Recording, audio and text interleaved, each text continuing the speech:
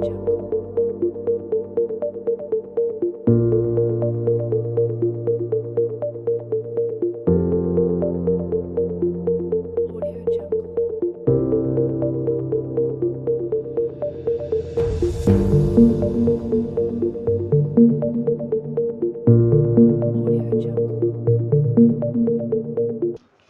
students, welcome back to the channel. So as promised, I'll be starting today with a brand new topic of chemistry called as thermodynamics.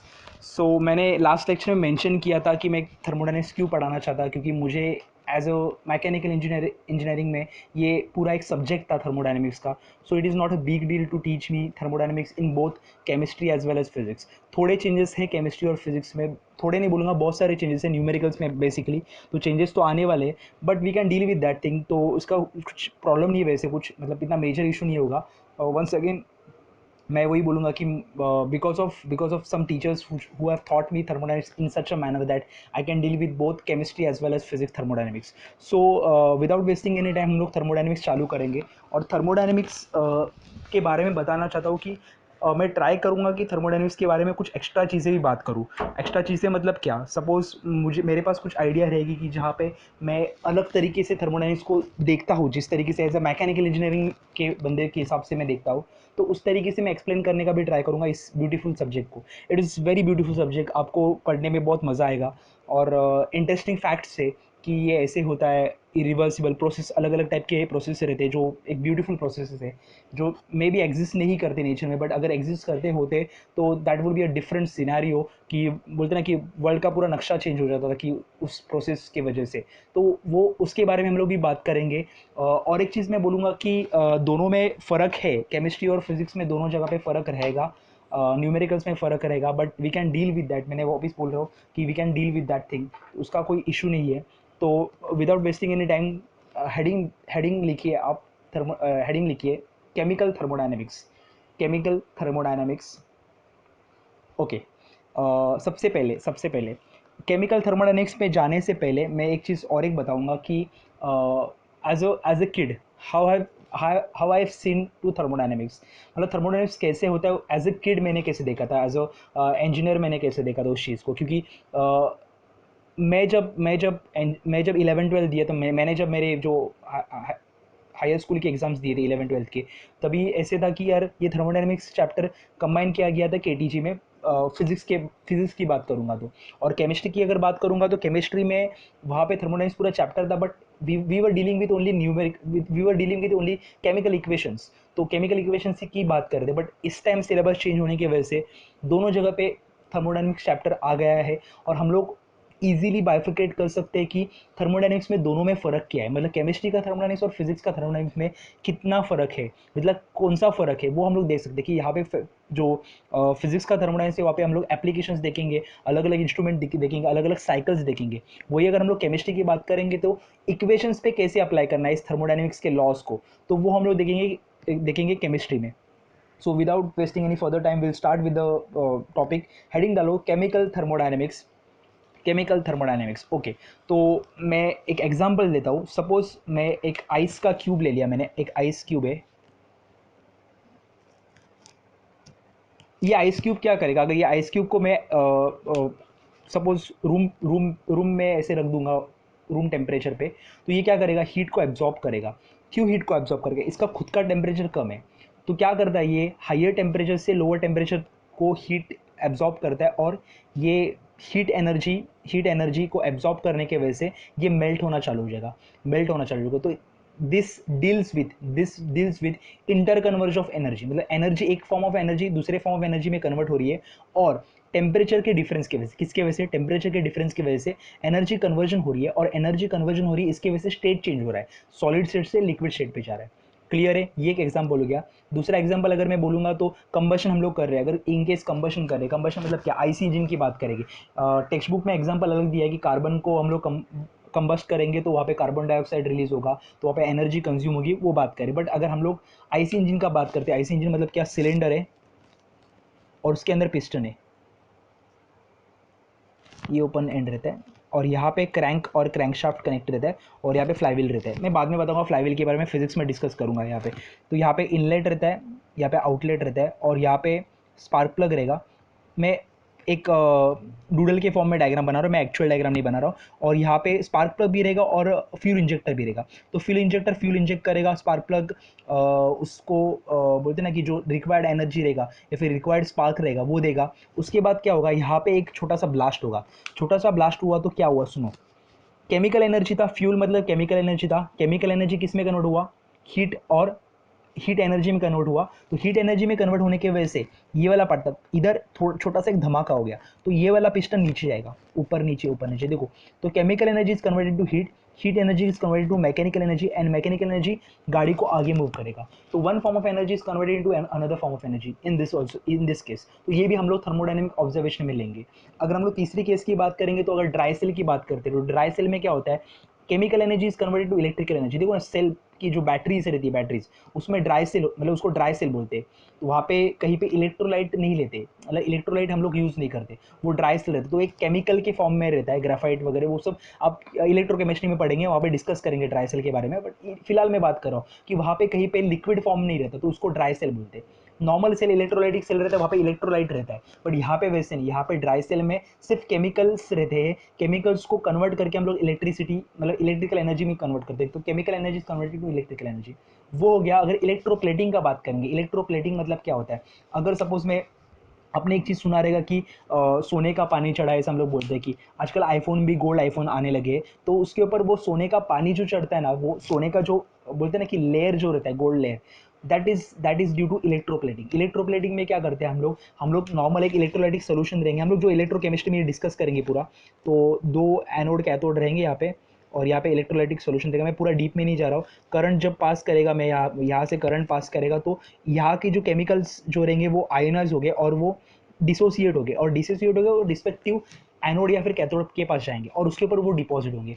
और जब deposit होंगे ना, तो उसको बोलते हैं इलेक्ट्रोप्लेटिंग। हम लोग क्या कर रहे हैं, एनोड या फिर कैथोड को ऊपर से कोट कर रहे हैं, तो उसको बोलते हैं इलेक्ट्रोप्लेटिंग। क्लियर है इलेक्ट्रोप्लेटिंग मतलब क्या है? तो that is electrical energy is converted to chemical energy. तो एक फॉर्म ऑफ एनर्जी को दूसरे फॉर्म ऑफ एनर्जी में कन्वर्जन करना, यही हम लोग का थर्मोडायनेमिक्स ऑब्जर्वेशन का मेन एम रहेगा। तो हेडिंग डाला केमिकल थर्मोडायनेमिक्स, केमिकल थर्मोडायनेमिक्स, उसमें एग्जाम्पल लिखो, एग्जाम्पल लिखो। In a case of, first example, in case of in case of melting of ice, melting of ice at a room temperature, in case of melting of ice in a room temperature, an ice cube absorbs heat, an cube absorbs heat due to temperature difference, due to temperature difference, and and its state changes from and its state changes from solid state to liquid state, solid state to liquid state। तो energy involvement हो रहा है यहाँ पे। Second point, in the combustion of air fuel mixture, in a combustion of air fuel mixture in an IC engine, a chemical energy is converted into heat energy, and further it is converted into mechanical energy। देखो energy का conversion हो रहा है यहाँ पे भी। तीसरा point, in dry cell chemical energy is converted into electrical energy, यहाँ पे भी केमिकल इलेक्ट्रिकल में कन्वर्ट हो रहा है। चौथा point, in electroplating electrical energy is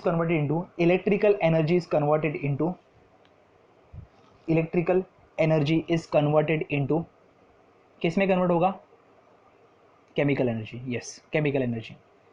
ये होने के बाद डेफिनेशन लिखो, थर्मोडायनेमिक्स का डेफिनेशन लिखो। दो डेफिनेशन बताऊंगा, एक मेरी तरीके से बताऊंगा कि जो मैंने इन डेप्थ पढ़ा है उसके बारे में बताऊंगा, जो हम लोग यहाँ पे बात नहीं करेंगे, बट इन डेप्थ भी पता होना चाहिए कि ये कैसे वर्क करता है, तो वो भी बताएंगे। बट उसके पहले और एक चीज़ बताऊंगा। एक चीज़ याद रखो कि थर्मोडायनेमिक्स में एक चीज़ हमेशा होगा, heat will be converted into work, heat will be converted to work. ये मेरा पहला एम रहेगा। बट हाँ, थोड़ा सा हीट लॉस भी होने वाला है, ये अभी फिलहाल इसका बात नहीं करेंगे, अभी सिर्फ बात करेंगे heat is converted into work. तो जो थर्मोडायनेमिक्स जहाँ से ऑब्जर्वेशन चालू हुआ था, मतलब थर्मोडायनेमिक्स ये पार्ट का ऑब्जर्वेशन चालू हुआ था, वो ऑब्जर्वेशन नहीं चालू हुआ, heat is converted into work, work is converted into heat, मतलब inter conversion between heat and work. मैं अगर बोलूँगा इंटर कन्वर्जन मतलब ऐसे कुछ रहेगा, inter conversion between heat and work. तो नोट लिखो, in thermodynamics we are going to study interconversion between heat and work. Interconversion between heat and work. लिखो आगे नेक्स्ट लाइन पे लिखो, ये टेक्सचुअल डेफिनेशन है आपका. Thermodynamics is a thermodynamics is concerned with energy changes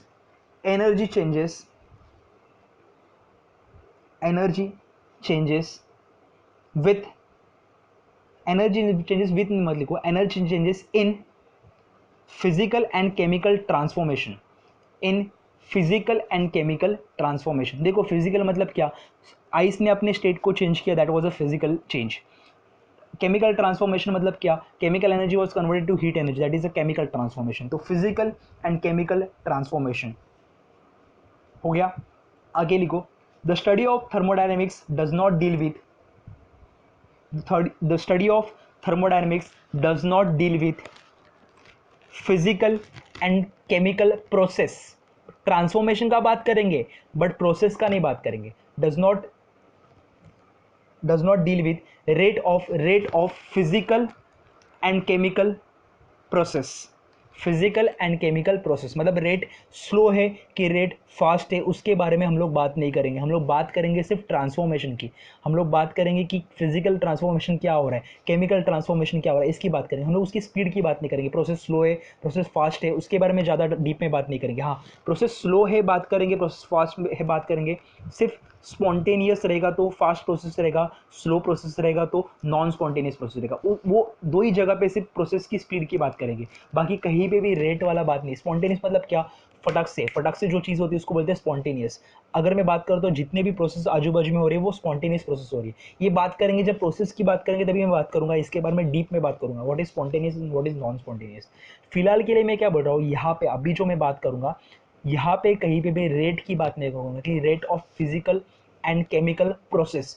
transformation की बात करेंगे हम लोग कि फिजिकल ट्रांसफॉर्मेशन कौन सी हो रही है, केमिकल ट्रांसफॉर्मेशन कैसी हो रही है, इसके बारे में बात करेंगे, बट प्रोसेस के बारे में नहीं बात करेंगे. तो लिखा आगे नेक्स्ट पॉइंट, इट ऑल्सो, ये पहला पॉइंट क्या लिखा, it does not deal with rate of physical and chemical process.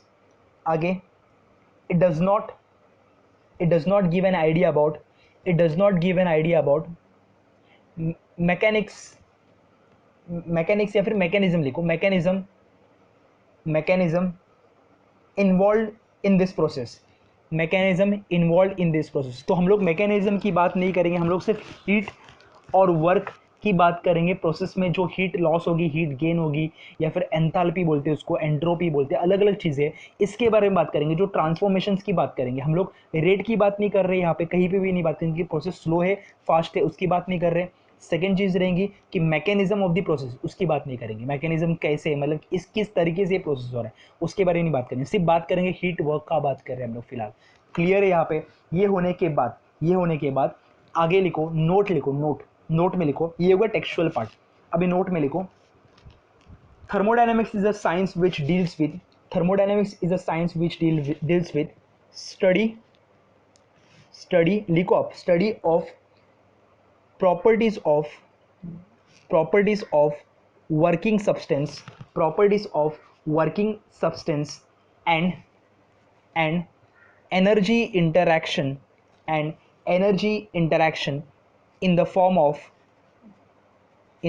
of heat and work.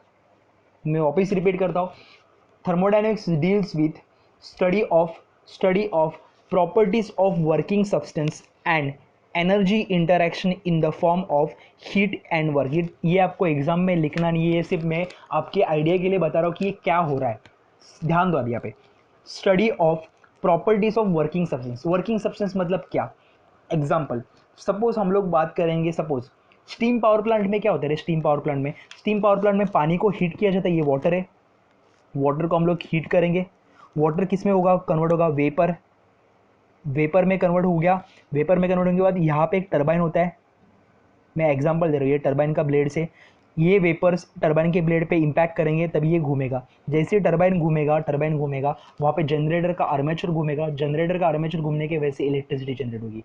तो that is what happening in steam power plant. तो स्टीम पावर प्लांट में जो steam होगा, steam क्या कर रहा है, स्टीम इस चीज़ को घुमा रहा है और एनर्जी को प्रोड्यूस कर रहा है। तो steam is called as working substance, clear है क्या? अभी और एक चीज़ अभी मैंने थोड़ी देर पहले डिस्कस की थी कि यहाँ पे मेरा इंजन था, यहाँ पे मेरा पिस्टन था, ये था क्रैंक, ये था क्रैंकशाफ्ट, ये क्रैंकशाफ्ट था। ओके, अभी मुझे बताओ यहाँ पे जो मिक्सचर रहेगा, वो किसका मिक्सचर था? फ्यूल और एयर का। एयर, क्योंकि बट ऑब्वियसली है, कोई भी चीज़ को मेरे को अगर बर्न करने का रहेगा तो ऑक्सीजन की तो ज़रूरत रहेगी। ऑक्सीजन कहाँ से आएगा? एयर से आएगा। तो यहाँ पे एयर फ्यूल मिक्सचर है। किसका मिक्सचर है? एयर और फ्यूल का मिक्सचर है। तो मुझे बताओ, एयर और फ्यूल मिक्सचर को स्पार्क करने के वजह से या फिर इग्नाइट करने के वजह से क्या हुआ? यहाँ पे धमाका हुआ। धमाका मतलब हीट एनर्जी के वजह से पिस्टन ऊपर नीचे किया। अभी मुझे बताओ, पिस्टन ऊपर नीचे किया मतलब कौन से फॉर्म ऑफ एनर्जी है? Mechanical form of energy. इसके वजह से गाड़ी आगे जाती है। तो मुझे बताओ यहाँ पे वर्किंग सब्सटेंस कौन सा हुआ? जैसे यहाँ पे वर्किंग सब्सटेंस था वेपर या फिर स्टीम, तो यहाँ पे कौन रहेगा? मेरे को बताओ यहाँ पे कौन रहेगा? यहाँ पे रहेगा एयर फ्यूल मिक्सचर। क्लियर है मैं क्या बता रहा हूँ? यहाँ पे वर्किंग सब्सटेंस क्या था? स्टीम या फिर वेपर था, और यहाँ पे वो क्या बन गया? यहाँ पे बन गया air fuel mixture. Air fuel mixture के वजह से मुझे एनर्जी मिली। यहाँ पे स्टीम की वजह से ये आर्मेचर, सॉरी टरबाइन घुमा, टरबाइन की वजह से जनरेटर का आर्मेचर घुमा, जनरेटर का आर्मेचर की वजह से इलेक्ट्रिसिटी जनरेट हुई। यहाँ पे एयर फ्यूल मिक्सचर को इग्नाइट करने की वजह से ब्लास्ट हुआ, ब्लास्ट के वजह से chemical energy got converted into what? Heat energy. और हीट एनर्जी बाद में कन्वर्ट हुआ किसमें कन्वर्ट हुआ? मैकेनिकल एनर्जी में। क्लियर है? मैं तुम्हें क्या बोला? Study of properties of working substance and energy interaction in the form of heat and work. देखो ना, अभी इधर हीट हुआ, यहाँ पे क्या प्रोड्यूस हो गया? वर्क। यहाँ पे क्या था? वर्क। बराबर है। देखो यहाँ पे हीट सप्लाई कर रहा था, हीट सप्लाई किया, फॉर्म कन्वर्ट हुआ किस में? वाटर किस में गया? स्टीम में गया, स्टीम यहाँ पे आ गया। देखो हीट फॉर्म ऑफ एनर्जी था, क्या मिला? घुमा मतलब क्या मिला? वर्क। वैसे ही यहाँ पे जब ब्लास्ट हुआ तो कौन सा एनर्जी था? हीट एनर्जी था। जब ये क्या बोलते हैं उसको, पिस्टन ऊपर नीचे जब किया तभी क्या मिला? वर्क। क्लियर है? तो energy is converted into heat and work. Interaction between heat and work. समझ में आ रहा है क्या? Study of properties of working substance and energy interaction in the form of heat and work, that is called as thermodynamics. Textbook में आपको नहीं मिलेगा, मैं एक्स्ट्रा बता रहा हूँ। क्लियर है क्या? तो लिखा अपने, it deals with the study of properties of working substance in the form and energy interaction in the form of heat and work. समझ में आ रहा है? आगे लिखो, working substance is a substance through which, working substance is a substance through which, एक क्या हो रहा है? एनर्जी ट्रांसफर हो रहा है उसके through. Working substance is a substance through which energy transport is carried out. Energy transport is carried out in the form of heat and work. Energy transport is carried out in the form of heat and work. हो गया? Example लिखो working substance का example. Steam is a working substance in the steam power plant. Steam is a working substance in steam power plant. Second point, air fuel mixture, air fuel mixture, air fuel mixture is a working substance in, is a working substance in, air fuel mixture is a working substance in IC engine, in IC engine.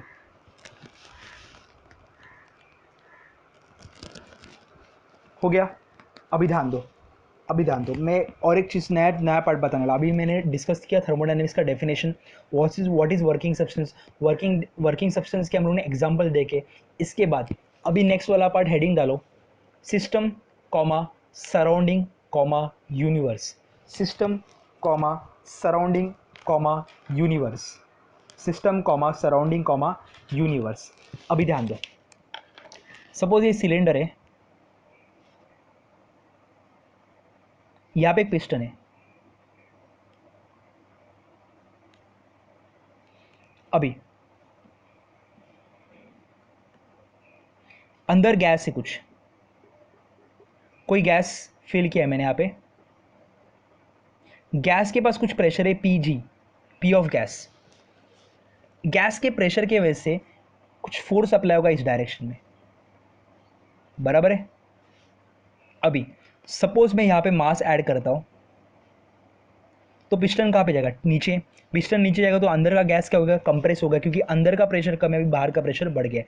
अभी मैंने क्या बोला, यहाँ पे अगर बाहर का atmospheric pressure और अंदर का गैस का प्रेशर सेम रहेगा तो ये बैलेंस होगा। बट अगर atmospheric pressure is less as compare to the gas gas का प्रेशर, तो ये पिस्टन बाहर की तरफ जाएगा। अभी मैं अलग केस ले रहा हूँ कि यहाँ पे क्या करूँगा कि बाहर से पिस्टन के ऊपर मैं एक लोड अप्लाई करूँगा, लोड अप्लाई करने की वजह से बाहर का प्रेशर बढ़ेगा, तो ये पिस्टन कहाँ पे जाएगा, नीचे जाएगा। तो 3 केस डिस्कस की जहाँ पे P atmosphere is equal to P gas, तभी वॉल्यूम चेंज हुआ क्या, नहीं, जो अंदर के सिलेंडर के अंदर का जो वॉल्यूम है वो क्या रहेगा, गैस का वॉल्यूम क्या रहेगा, same.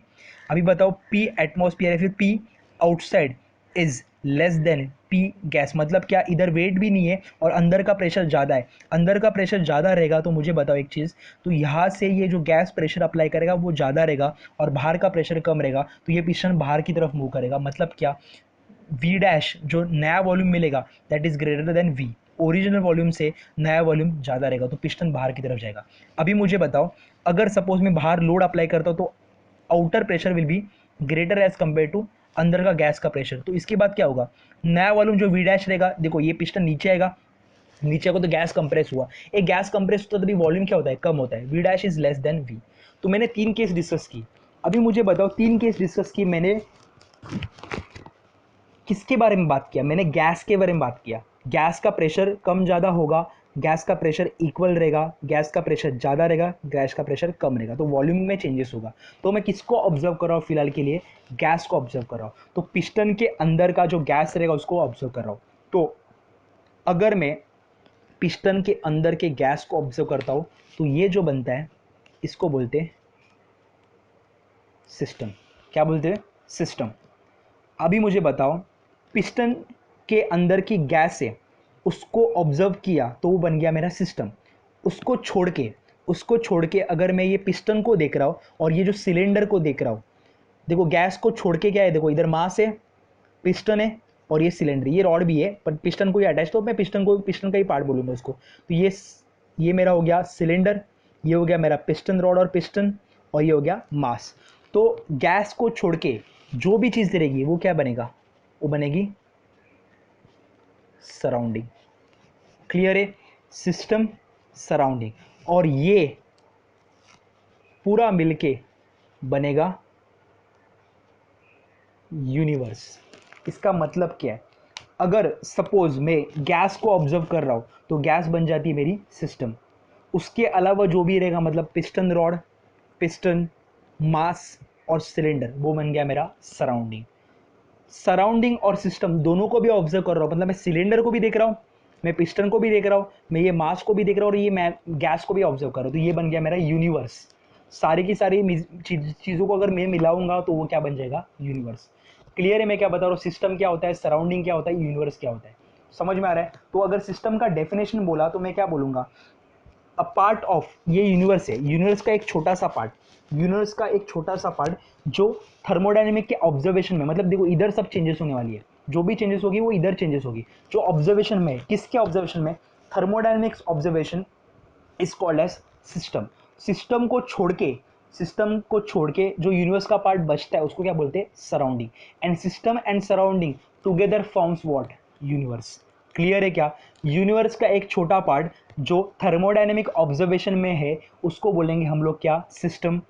A part of universe apart from system is called as a part, साथ में नहीं बोल रहा हूँ, अ पार्ट, छोटा सा part of universe which is which is which is apart from system is called as what, surrounding। system plus surrounding gives what, universe। Clear है मैं क्या बता रहा हूँ। तो डायग्राम बनाओ, ये पहले डायग्राम बना लो, डायग्राम, ये जो छोटी सी डायग्राम बनाई वो बना लो। प्रेशर चेंजेस के बारे में बात करते हैं, प्रेशर चेंजेस के बारे में बात लिखो, लिखो पूरा ये एज इट इज, पॉज करके लिख सकते हो। तो लिखो, if you consider a gas inside a piston cylinder arrangement, if we consider a gas inside a piston cylinder arrangement, there will be three cases of this observation of gas inside the piston cylinder. There will be three cases of the observation of the gas inside the piston cylinder arrangement. That is, atmosphere नहीं बोलते इसको, outer pressure ही बोल देते यार. Atmosphere मतलब थोड़ा सही हो जाएगा, आउटर बोल देंगे.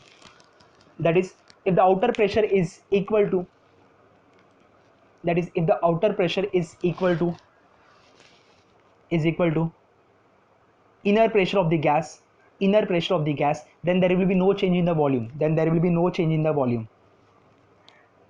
Second point, if the outer pressure is less as compared to the inner pressure of gas, the final volume will be greater as compared to the initial volume. V dash मतलब final volume. If the outer pressure is increased by adding some masses, certain masses such that it is greater than in the inner pressure of gas, then the final volume will be less as compared to the initial volume.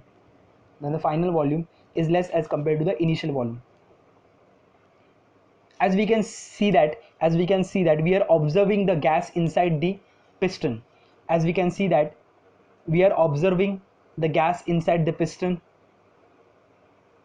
Then the gas becomes a system. While the rest of things apart from gas, that is piston rod, cylinder, and the masses added becomes surrounding. Piston rod, cylinder, and the masses added becomes surrounding. If we observe the gas and the surrounding system and the surrounding together, it becomes universe. आगे definition लिखो. a part of the universe under thermodynamics investigation or observation. Universe का छोटा सा part. A part of universe under thermodynamic investigation is called as system. All other parts of the universe outside the system is called as surrounding.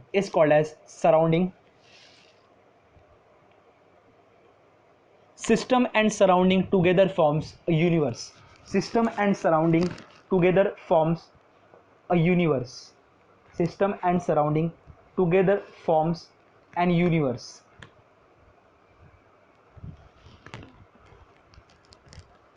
Okay. ये होने के बाद अगर हम लोग ने सपोज सेट्स के फॉर्म में डिनोट किया तो ये कुछ ऐसे दिखेगा. देखो, छोटा सा पार्ट है, ये हो गया सिस्टम. अगर मैंने एक बॉक्स को ऑब्जर्वेशन में डाला और उसमें से छोटे पार्ट को ऑब्जर्व करो तो ये बन गया सिस्टम. उसको छोड़ के जो पार्ट रहेगा वो बन जाएगा सराउंडिंग. और सिस्टम प्लस सराउंडिंग पूरा मिलके, ये पूरा बॉक्स प्लस अंदर का पार्ट मिलके ये बन जाएगा यूनिवर्स. तो ये जो मैंने डैशेस डाले हैं ये हो गया सराउंडिंग. और जो बीच में जो ये वाला पार्ट है अमीबा टाइप दिख रहा है वो बन जाता है सिस्टम. समझ, अमीबा मतलब प्लीज़ यार उसके साथ मत रिलेट करो कि बायोलॉजिकल टर्म कुछ यूज़ कर रहा हूँ मैं, तो बायोलॉजी के रिलेटेड है कुछ, ऐसा नहीं है. तो अमीबा शेप का है इसलिए आपको अमीबा पता रहेगा, इसलिए मैंने बताया. सिस्टम जो पार्ट रहेगा जिसको ऑब्जर्व कर रहे हैं थर्मोडायनेमिकली वो बन गया सिस्टम. उसको छोड़ के जो भी पार्ट रहेगा वो बन जाएगा सराउंडिंग. और सिस्टम प्लस सराउंडिंग जो बनेगा वो क्या बन जाएगा यूनिवर्स. अगर मैंने एक चाय का कप लिया, अंदर के जो चाय थी उसको मैं ऑब्जर्व कर रहा हूँ और वो हीट छोड़ रही है बाहर. ये जो चाय को ऑब्जर्व कर रहा है वो बन जाता है सिस्टम. जो एनवायरनमेंट है बाहर का और जो कप है, कप ही बोल दूंगा उसको, तो कप जो पार्ट रहेगा और बाकी का जो सराउंडिंग मतलब जो भी एटमॉस्फेयर रहेगा उसको बोलूँगा सराउंडिंग. और पूरी की पूरी चीज़ मतलब सराउंडिंग प्लस अंदर की चाय उसको क्या बोलूँगा मैं यूनिवर्स. क्लियर है आपको ये बात क्या है? आप ये कॉपी कर सकते हो। ओके, हेडिंग डालो टाइप्स ऑफ सिस्टम। हेडिंग डालो types of system. Heading types of system. पहला first point open system. First point open system. पहला पॉइंट ओपन सिस्टम। ओके, ध्यान दो अभी। मैं तीनों चीज़ों को एक साथ मैं बता रहा हूँ, फिलहाल के लिए तीनों चीज़ों को मैं एक साथ बताऊंगा। सपोज कप है, कॉफ़ी का कप है, समझ में आ रहा है? कॉफ़ी का कप है, नॉट टी वाला कप। कप है, इसके अंदर हॉट कॉफ़ी है, हॉट कॉफ़ी है। अभी मुझे बताओ थोड़ी देर के बाद क्या होगा? ये हॉट कॉफ़ी जो रहेगी वो अपने जो भी वेपर्स के फॉर्म में रहेगा, वेपर्स के फॉर्म में जो भी रहेगा वो बाहर आएगा, प्लस प्लस मुझे बताओ वेपर्स सारे बाहर आएंगे, प्लस इस बॉडी का टेम्परेचर भी कम हो जाएगा। वेपर्स के फॉर्म में अगर कोई चीज़ बाहर आ रहा है तो मैटर बाहर आ रहा है। क्या बाहर आ रहा है? मैटर बाहर आ रहा है। अगर उसका टेम्परेचर अगर कम होता है, टेम्परेचर कम होता है तो हीट फ्लो हो रही है, हीट फ्लो हो रही है। तो टेम्परेचर कम हो रहा है तो हीट फ्लो हो रही है, और मैटर बाहर आ रहा है तो मैटर भी बाहर आ रहा है। इसको बोलूँगा मैं मास ट्रांसफ़र, और इसको बोलूँगा मैं एनर्जी ट्रांसफ़र।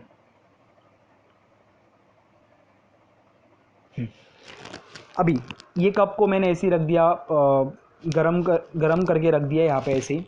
सपोज़ मैं बॉईल भी कर रहा हूँ, इसको बॉईल कर रहा हूँ तो थोड़ा मैं ऐसे बोल रहा हूँ कि अभी ऐसे ही नहीं रखा, बॉईल भी कर रहा हूँ। सपोज़ बॉईल कर रहा हूँ तो क्या होगा? इसका टेम्परेचर जो है, हीट यहाँ से यहाँ पे आएगी, इसको बॉईल करेगी, और वेपर के फॉर्मेट में सपोज़ मैं अगर इसको चाय नहीं पकड़ रहा हूँ, मैं इसको ऐसे कंसिडर करूँ कि पानी है, तो ये वेपर के फॉर्मेट में बाहर जाएगा। वेपर के फॉर्म में अगर बाहर जा रहा है तो मैटर बाहर निकल रहा है। सिस्टम, ये सिस्टम को ऑब्जर्व करो, सिस्टम से मैटर बाहर निकल रहा है, तो मास ट्रांसफर हो रहा है।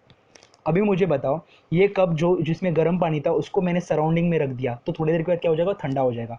तो क्या हो गया?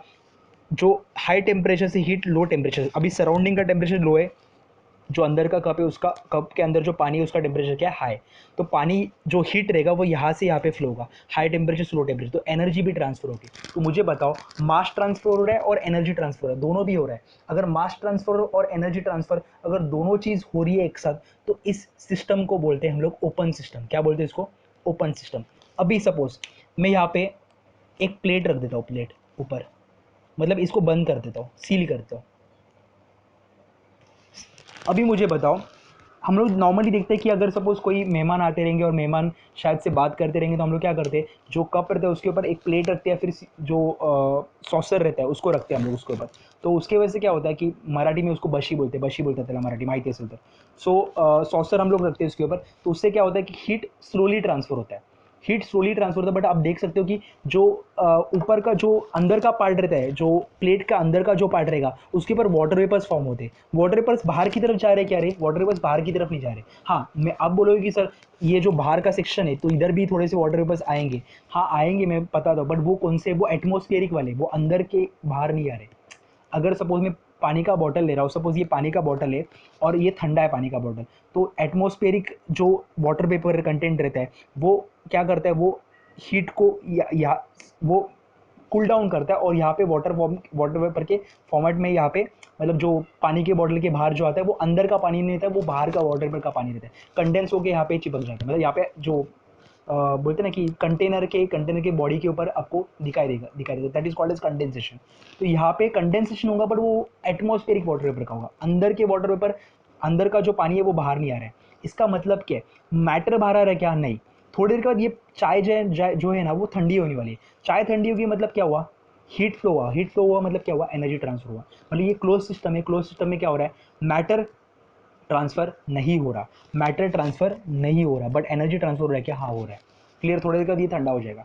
समझ में आ रहा है? अभी ये कप और सॉसर है, और इसको मैंने एक आइसोलेटेड सिस्टम में रख दिया। आइसोलेटेड मतलब क्या? हीट को मैंने ट्रैप कर दी, हीट को बाहर जाने दिया नहीं, पूरा पैक्ड है, पूरा पैक्ड है। थर्मस, जैसे एग्जांपल मैंने थर्मस, ये थर्मस में से मैटर ट्रांसफ़र होगा, ये पैक्ड है मतलब मैटर तो ट्रांसफ़र होने ही नहीं वाला है, तो मैटर तो ट्रांसफ़र होगा नहीं, प्लस थर्मस के अंदर जो पानी रहेगा या फिर चाय रहेगी वो अभी भी गर्म रहेगी कुछ घंटों के बाद भी, तो एनर्जी या फिर हीट फ्लो हो रही है क्या? नहीं हो रही। तो एनर्जी ट्रांसफर हो रही है क्या? नहीं। तो इसका मतलब क्या है? Open system is a system in which, इसके पहले वाला जो केस लिया था जो हम लोग ने, तो उसमें क्या किया था, कप को हम लोग ने डायरेक्टली, मतलब जो पानी गर्म था उसको डायरेक्टली एटमॉस्फेयर में रखा, उसको क्लोज नहीं किया था हम लोग ने, तो मैटर भी ट्रांसफर हो रहा था और एनर्जी भी ट्रांसफर हो रही थी, and that is called as mass transfer and energy transfer, and that condition is called as, that system is called as open system. उसके बाद जो सॉसर था उससे अपन ने उस कप को बंद कर दिया, तो क्या हुआ, मैटर ट्रांसफर हो रहा था क्या? नहीं, मैटर ट्रांसफर नहीं हो रहा था, सिर्फ क्या ट्रांसफर हो रही थी, सिर्फ एनर्जी ट्रांसफर हो रही थी, मतलब क्या, हीट फ्लो हो रही थी। तो हीट फ्लो होगी बट मैटर ट्रांसफर नहीं होगा, that system is called as close system. अभी मैंने वही कप को सॉसर से बंद करने के बाद मैंने आइसोलेटेड सिस्टम में रखा, मतलब बाहर से सब जगह से पैक किया, जिससे हीट बाहर भी नहीं जा सकती और हीट अंदर भी नहीं आ सकती। इसका मतलब क्या है, जो अंदर की हीट अंदर ही ट्रैप रहेगी। इसका मतलब एनर्जी ट्रांसफर हो रही है क्या? नहीं। मैटर ट्रांसफर हो रहा है क्या? नहीं। मास ट्रांसफर हो रहा है क्या? नहीं। इसका मतलब ये सिस्टम क्या हुआ, आइसोलेटेड सिस्टम। तो तीन टाइप ऑफ सिस्टम देखा हम लोगों ने, close system, open system, isolated system. Clear है क्या? तो लिखो, आप एग्जांपल समझ सकते हो कि कप एंड सॉसर का एग्जांपल लिखो। पहला, ओपन सिस्टम, ओपन सिस्टम लिखो। एन ओपन सिस्टम, अब open system is a system in which, a open system is a system in which both mass and energy, both mass and energy can cross the boundary, can cross the boundary, both mass and energy can cross the boundary, can cross the boundary. Example, example, a boiled water kept, a boiled water, a boiled, या फिर ऐसे लिखो, a cup containing boiled water is kept in a surrounding, a cup containing boiled water is kept in a surrounding, both mass and energy transfer takes place, both mass and energy transfer takes place. Second रहेगा, second point, closed system, closed system, a closed system in which, a closed system is a system in which mass doesn't crosses the boundary, mass doesn't crosses the boundary, but energy in the form of heat or work, but energy in the form of heat and work crosses the, can cross the boundary, can cross the boundary. Boundary क्या होता है, और एक चीज़ बताऊंगा, boundary क्या होता है। अगर मैंने ये सिस्टम लिया था और ये सराउंडिंग था, तो सराउंडिंग और सिस्टम को जो सेपरेट करता है वो होता है बाउंड्री। सिस्टम और सराउंडिंग को सेपरेट जो करता है उसको बोलते हैं बाउंड्री। उसको लिखते हैं अपन, एक बार डेफिनेशन भी लिख देंगे। क्या लिखा मैंने, in a close system mass doesn't cross the boundary but energy in the form of heat and work can cross the boundary, लिखा। उसके बाद आइसोलेटेड सिस्टम, आइसोलेटेड सिस्टम क्या लिखोगे, isolated, in isolated system neither mass nor energy can cross the boundary, in an isolated system neither mass nor energy can cross the boundary, can cross the boundary. तीन example आप बना सकते हो, पीछे जाके आप तीन एग्जांपल बना सकते हो। Hot cup, same hot cup with saucer, hot cup with saucer placed in a insulated box. उसके बाद बाउंड्री लिखो, boundary, boundary, it is an imaginary line which separates, it is an imaginary line which separates system and surrounding, it is an imaginary line which separates system and surrounding, is called as, is called as boundary, is called as boundary। Okay, ये होने के बाद heading डालो, properties of system, properties of system, heading डालो properties of system.